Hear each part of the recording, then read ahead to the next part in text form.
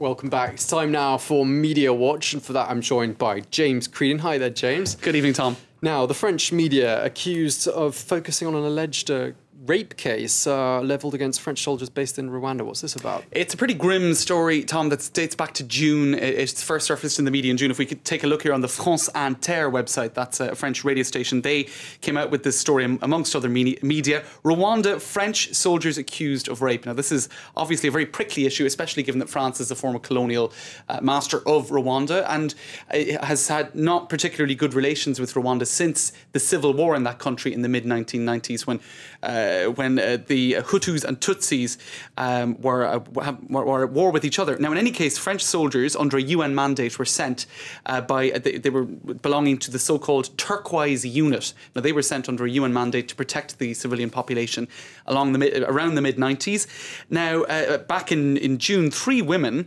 made complaints before a French military court accusing French soldiers belonging to this so-called Turquoise Unit of having raped them. Now, no more was heard about it since. In fact, all that was said was that the judge couldn't try this case because of ill health. And basically, the story was sort of fell off the headlines since last June until a French feminist magazine by the name of Cosette picked up the story. Now, they tried to track down women who had fled to the Nyarushishi refugee camp. Now, this refugee camp was where a lot of women fled to during the fighting between Hutus and Tutsis. So the magazine managed to track down women who were there, 3 of whom spoke to the magazine. 2 of those ladies were named Marie-Jeanne and Irène, and they gave detailed accounts of having been raped by French soldiers. So obviously highly controversial. It's a very serious issue which is now coming to the fore again in the French press. And what the magazine points out, as does Libération and other media, that these witness statements have not been examined yet by any French judge, which they say is utterly scandalous. Now, the Rwandan authorities have repeatedly levelled these charges against French soldiers dating back to the mid-90s. If we go to Slate Africa, which is a website owned, of course, by Slate magazine, they say that the French army has given sort of half admissions that French women may have exchanged sex for food with French soldiers back in the day, which is in itself is, of course, a horrible and pretty awful admission, but there is a categoric denial of systemic rape. So I suppose we'll have to see where the story goes, but certainly a huge controversy, and most controversial of all, perhaps, even though this hasn't been fully confirmed, Cosette magazine says that its central computers were hacked in the 24 hours before the story broke. Goodness, I mean, lots of layers of that story. Absolutely. By the looks of things. Now, tomorrow we're all waiting for the French president to address the nation, but some controversy surrounding this address, which is going to really focus on the Eurozone crisis, we suppose. That's right. But the controversy derived from how this is being paid for. Is that correct? Amongst other issues, in particular, I suppose you could say how it's being paid for. The fact also that it's being broadcast on 2 networks. It's almost taking over French airwaves tomorrow evening at 8:15 on the TF1 and France 2 channels, the 2 most widely watched channels in the country. What is pretty normal, in fact, is that the French president and the Elysée sort of pick the presenters who will ask the particular questions for this sort of panel debate and discussion. Also that the questions will be vetted. But what is less usual is that a private production company called Maximal Productions is to produce the show from the Elysée Palace at, I suppose, a cost that the taxpayer will have to pick up that particular fee.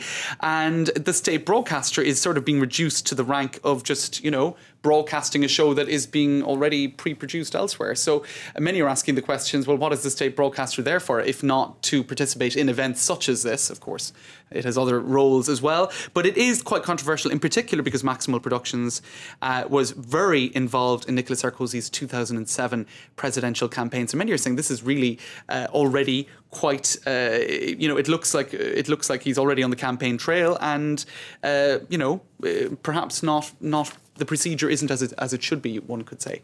And some foreign journalists on that note expressing some surprise as to how things are done here in France regarding presidential interviews. Absolutely. There's a Swiss television delegation that is in Paris at the moment.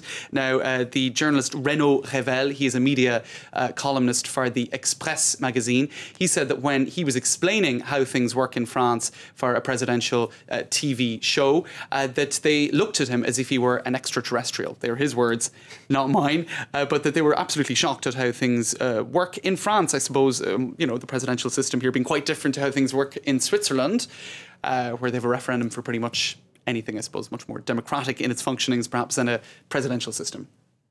All right, and lastly, FrancoisHollande, he's the Socialist Party candidate for the Élysée Palace race 2012, but apparently he doesn't want to be protected by the police during his campaign. What's this about?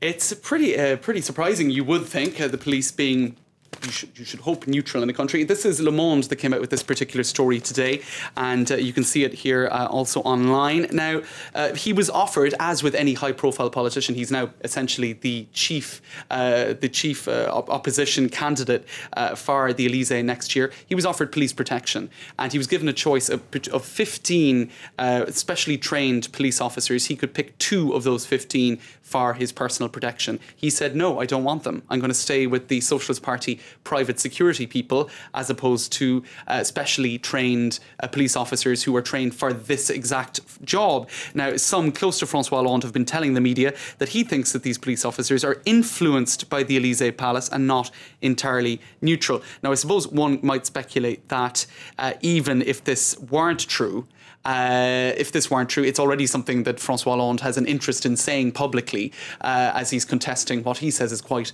a contestable regime in the Élysée Palace. Now, it's worth pointing out that last month it was revealed that the Paris police here in Paris may have spied upon Valérie Trierweiler. She's François Hollande's partner. Now, he made several angry declarations at the time, saying if it were true, it would be a massive breach of democratic principles. And just very quickly, worth pointing out that one journalist for the Nouvel Observateur said that this is reminiscent of the 60s and 70s, when the police spent their time spying on François Mitterrand, who was then in opposition. And he also says that never before has a presidential campaign begun in such a climate of suspicion, manipulation, plots of all kinds, real or imagined. So, interesting 6 months ahead of us. Indeed, cloak and dagger stuff. Absolutely. James Creedon, thank you Tom. very much indeed. That was Media Watch. And now it's time for a check of everything that's happening in the world of cyberspace. Our daily date with what's getting people blogging and clicking starts right now.